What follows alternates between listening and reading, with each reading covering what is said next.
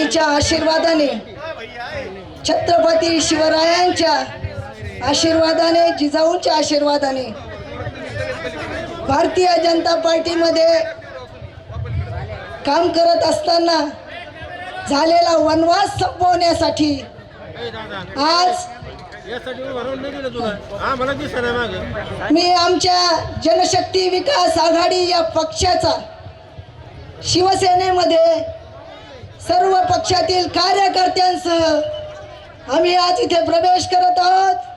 त्या प्रवेशासाठी उपस्थित असलेले आपले उपमुख्यमंत्री माननीय एकनाथजी शिंदे साहेब, जिल्हा परिषदेमधील माझे सहकारी आमदार विठ्ठलरावजी लंगे साहेब, आदरणीय घुमरे साहेब, उपस्थित सर्व जनसमुदाय, आदरणीय काकडे साहेब, आलेले बाबूशेठजी टायरवाले, संभाजीराव कदम, आमचे परदेशी भाऊ आणि उपस्थित सर्व माझ्या बंधू आणि भगिनींनो आणि पत्रकार बांधवांनो, 30 वर्ष भारतीय जनता पार्टी जेव्हा काहीच नव्हती तेव्हा ती रुजवण्याचा, फुलवण्याचा काम आम्ही केलं।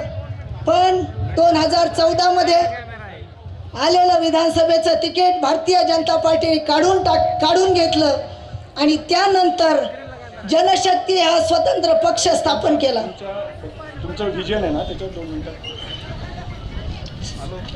साहेब, शेवगावची अवस्था अशी आहे, शेवगाव शहरामध्ये पिण्याचे पाणी नाही, धरण उशाला आहे, आमच्या कोरड घाशाला आहे। आपण आमचे शेवगाव शहरातील काही प्रश्न सोडवावेत। शेवगाव शहरामधले जे माझे टपरीधारक बांधव होते यांचं अतिक्रमण साहेब काढलं गेलं, पण अतिक्रमण काढताना माझ्या टपरीधारकांचा विचार केला नाही, त्यांच्या कुटुंबाचा विचार केला नाही। तो विचार मी केला होता।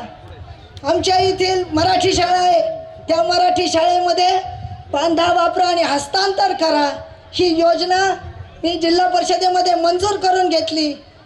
आदरणीय विठ्ठलरावजी लंगे साहेब सुद्धा त्यावेळेस जिल्हा परिषदेमध्ये होते।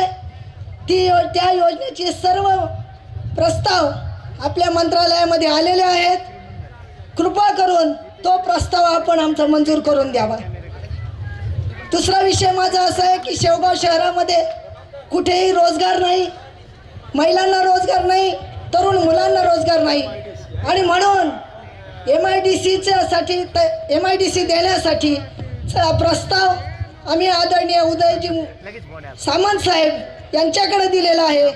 त्याचा सुद्धा विचार करून तो लवकरात लवकर मंजूर करावा अशी माझी विनंती आहे। आज आपल्या सगळ्यांच्या समवेत जनशक्ती विकास आघाडी हा पक्ष मी आणि आदरणीय शिवाजीराव काकडे साहेब हा पक्ष आपल्या शिवसेनेमध्ये विलीन करत आहोत।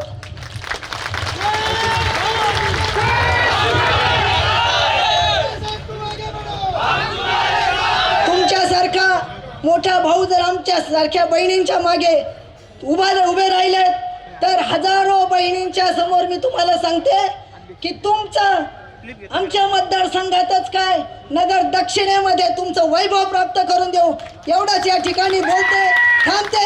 जय हिंद, जय महाराष्ट्र। धन्यवाद।